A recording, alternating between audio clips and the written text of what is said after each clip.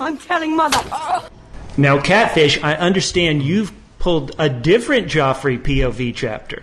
I have, yes. Mine is from very near the end of the first book. Okay. It's right after Joffrey's taken over as king. Right.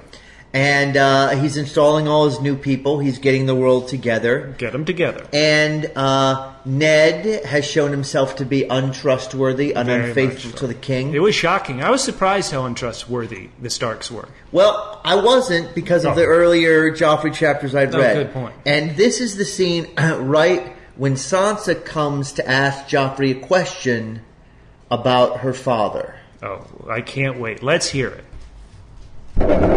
A herald's voice rang out.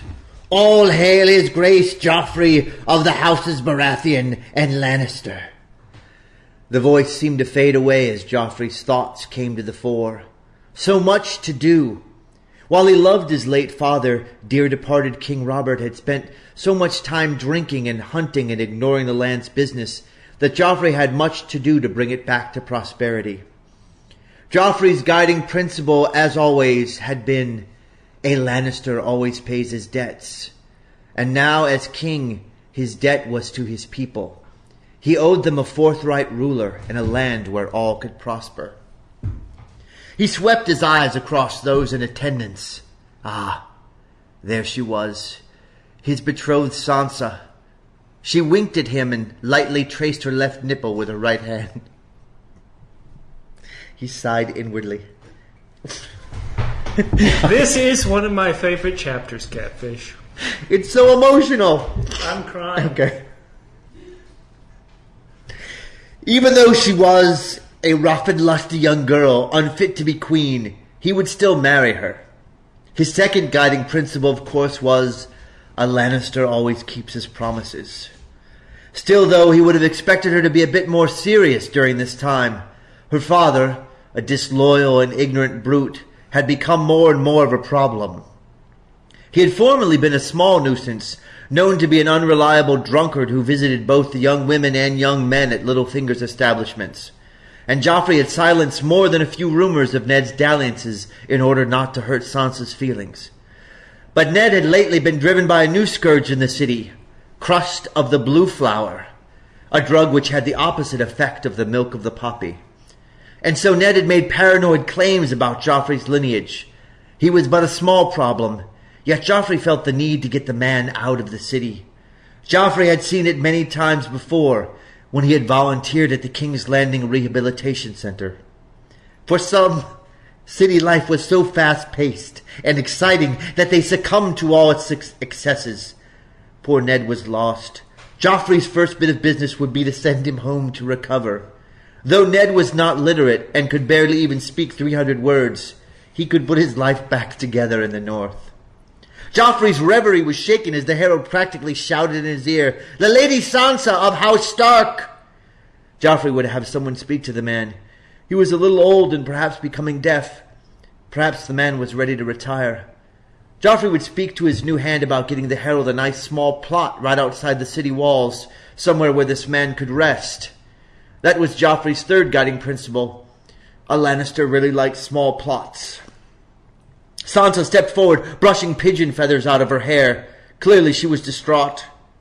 Many times he had walked with Sansa, trying to get her know her while she fumbled clumsily with his pants. He supposed he couldn't blame her due to her upbringing. After hearing of Ned's exorbitant and peculiar activities at Littlefinger's, Joffrey had always wondered if Ned had made any unwelcome advances on his own children. It was confirmed when at a celebration once, Ned nudged Joffrey and pointed towards Sansa and Arya. "You know what we say in the north?" Ned asked as he leered at his daughters, drool dripping from his mouth. "If someone needs to be killed, you gotta swing the sword yourself." Then Ned laughed uproariously, leaving Joffrey no doubt as to what he meant. He had spent hours with Sansa in an effort to understand this poor creature. She explained to him very clearly that in the north, when you offered mercy to someone, you meant that you were offering them death. While Joffrey was confused by this total reversal of his understanding of mercy, he was a well-traveled and well-read young man who understood that sometimes words meant different things in different cultures. So he was shocked when Sansa opened her mouth, burped, and then uttered these words. "As it please your grace, I ask mercy for my father, Lord Eddard Stark." Joffrey was confused. It wasn't possible that she meant the North version of mercy, could it? Though Ned must needs be kept from children, there was always a chance he could be reformed. This was Joffrey's fourth guiding principle. A man or woman can always be reformed. Varys, who was also conversant with the peculiarities of the Norse language, chimed in, "Ah, poor sad thing, she does not know what she asks." Joffrey needed to confirm Sansa's intent. "Let her speak. I want to hear what she says." Joffrey looked into her eyes. Though she was dirty and illiterate and had been ill-used, she was his betrothed. And as dedicated as he was to helping his kingdom flower into the kingdom it could be, he was determined to help her flower into the woman and queen she could be. Perhaps that could not happen without the death of Ned, the person who had been the architect of her ruin. Again Sansa spoke. She looked directly into Joffrey's eyes. "I know he must be punished. All I ask is mercy." As she accentuated this last word, her right hand reached out and made a repeated stabbing motion. This is such a powerful northern betrayal. You know what I mean? She then mimed strangling and then a drowning. Right. Joffrey rose to his feet. He knew there would be many decisions in his long reign as king. A few would be easy, most would be difficult, but some, like this one, would be torturous. But he remembered his fifth guiding principle: torture is a natural part of life. He looked down at his betrothed as she scratched herself in her nether regions. She scratched herself where, Catfish? In her nether regions. That's good. And hummed a little song. She was so broken, and he would fix her. He spoke loud enough for all to hear, but this, his first decision, was for her.